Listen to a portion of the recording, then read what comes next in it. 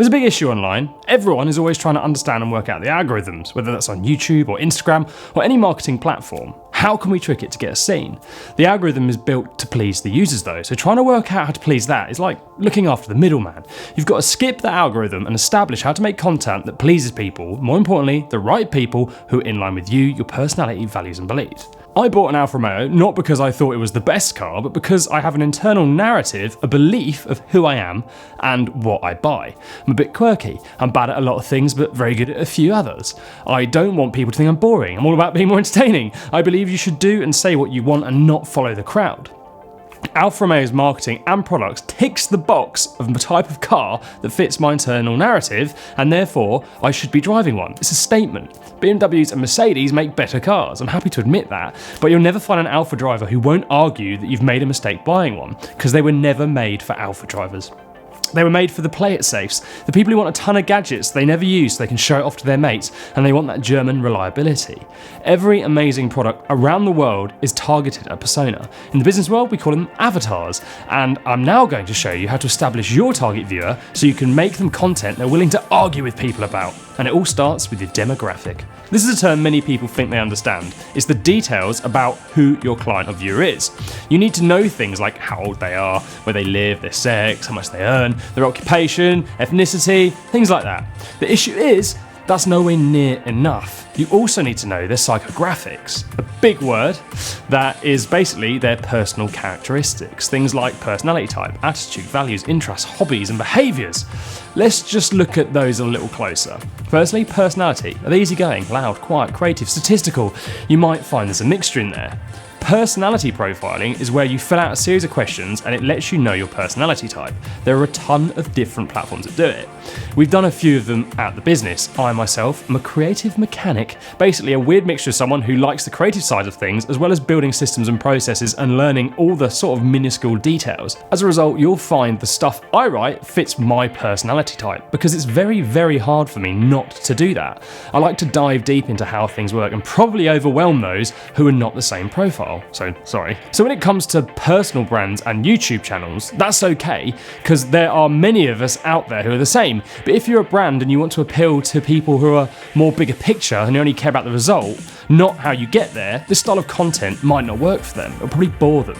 So you rejig how you write it and focus purely on the end game. So you produce motivational content that pushes your target viewers towards that goal without giving them the step-by-step guide of how to get there.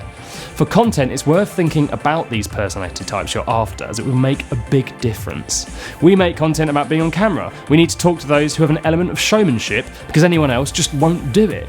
Check out 5 Voices or Talent Dynamics and get your own profile done. It will teach you a lot about other humans and how to make content that works for them. Then we have attitude. This is what your target viewer thinks about issues. Do they agree that most YouTube videos are far too badly produced, presented and suck? Or are they of the mindset that everyone is different and they're willing to suffer the pain of another long-winded intro just because they're nice people? Do they think that doing weights at the gym is a waste of time and functional workouts are the way forward? What are your target viewers' attitudes towards your niche? Niche. Jot them down. Who cares about your niece? Values, something that confuses a lot of people. I've mentioned this in another video. Freddie Mercury, in a meeting with a record label when they wanted to change the concept of an album, once said, not in these exact words, that we're for the misfits, the people who don't feel like they fit in, and as a result, they wanted to reflect that in their music, not just stick to one sound the label was pushing. That's why pretty much all of their work sounds different. There's no Coldplay effects on their album where you think to yourself, didn't I just hear this song? Their values were clear to them. They reflected it in their content, and not only that, the band was full of misfits, a flamboyant frontman, to a ladies' man, to a drummer, to a geek, to John Deacon, the misfit in the misfits. You don't become arguably the best band in the world without this. You need to think about your own values and the values of your viewers and make sure that they're the same. For personal brands, you don't want to fake your values to try and please a bigger audience. I wouldn't buy an Alfa if they suddenly changed it to fit in with the rest. It would anger me and then end up sucking at it because that's not what they do.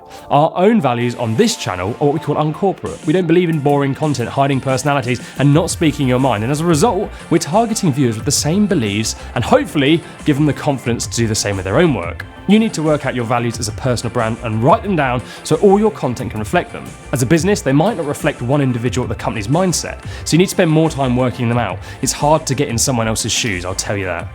Then we have interests and hobbies. Interests and hobbies are probably your channel niche for many creators. That could be fitness, art, or making videos. For those where it's not, you need to think about what interests your viewers have. For example, if you're in the finance sector, you might find there are a lot of people whose interests are golf. You could put a golf spin on your content to make it more relevant to them. It just makes it feel so much more personal and, well, different. Then there's behaviours. What do people do? Are they out getting wasted on the weekend? Or are they spending time with the family? Maybe even both. Where do they hang out? Online? Are they in groups lurking on Twitter?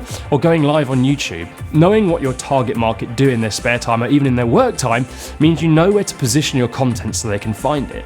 You can't just rely on YouTube to show the right people your videos. At the end of the day, suggested views and search are either going to be your best friend or enemy. Work out who your viewers are and talk to them and them alone. And yes, 80% of people might not like what they see, but the 20% who do will rave about you. And that's way, way better than 100% of people finding you and thinking you're boring because you'll try to talk to everyone. If you want to look at your own YouTube strategy, then check out this video here. Hit like if you thought this video rocked and hit dislike if you're a dick. And of course, subscribe to get 3 videos a week just like this. Unless you're not in our target audience, then off your pot. Saying that, if you got this far in the video, you're definitely in the right place, so welcome.